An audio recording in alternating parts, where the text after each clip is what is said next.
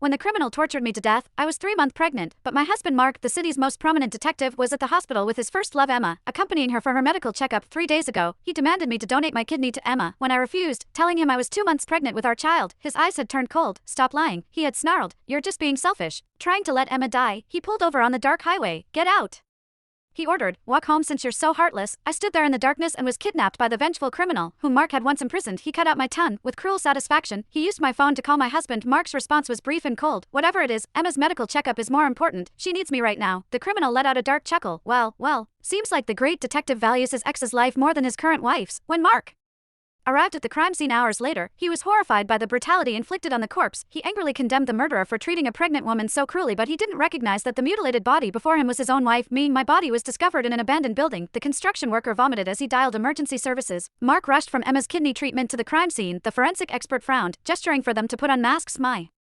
husband Mark was the city's most renowned detective. He'd solved countless murder cases, yet even he faltered when he saw this corpse. The summer heat had done its work. The body was bloated, the face beaten beyond recognition, a mass of flesh and blood where features should have been. The injuries were extensive. The head barely hung onto the neck by a strip of skin. The stench of decomposition filled the air. Mark closed his eyes briefly, took a deep breath, and pulled on his gloves to begin the preliminary examination. I watched nervously as he removed the blood-stained necklace from my neck. 2 rings hung from the chain, our wedding rings that I had handcrafted for us with love. I remembered how proud I'd been, presenting them to Mark, days spent carefully making them perfect. But when Emma saw him wearing his, she had laughed cruelly. What is that ugly thing? Did you fish it out of a dumpster? Mark had ripped off the ring immediately, throwing it back at me. His face had burned with humiliation. You're my wife, he had snapped. You're supposed to help me succeed, not make me look ridiculous in front of others. Though his cold words still echoed in my ears, I believed surely he would recognize these rings now, these symbols of our marriage, of my love for him. But Mark just impassively instructed his assistant to bag them as evidence. His colleague worked methodically, then suddenly paused. Mark, the victim was pregnant, about 2 months along. I watched, heartbreaking, as Mark's expression darkened with rage. These animals, he snarled, slamming his hand against the wall. How could they be so cruel to a pregnant woman? I wanted to scream, to shake him. Emma was diagnosed with kidney failure just 5 days ago. The doctors said she needed a transplant urgently. Mark had rushed to the hospital at midnight. On the way, he begged me, you have to help her, Alice. You're a match. You're the only match they've found. I'm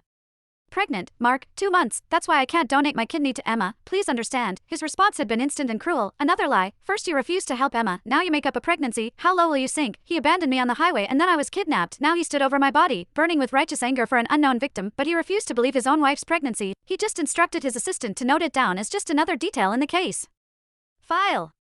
Make sure to highlight the pregnancy in the report. This makes the case high priority. I shouldn't have hoped. I never existed in Mark's heart. He never believed me, never trusted me, not since the day we married. In Mark's heart, every word I spoke was a lie, every action suspicious. He saved his trust and love for Emma, even though I was his wife, even though I had loved him with everything I had. My friend Sarah had warned me from the start.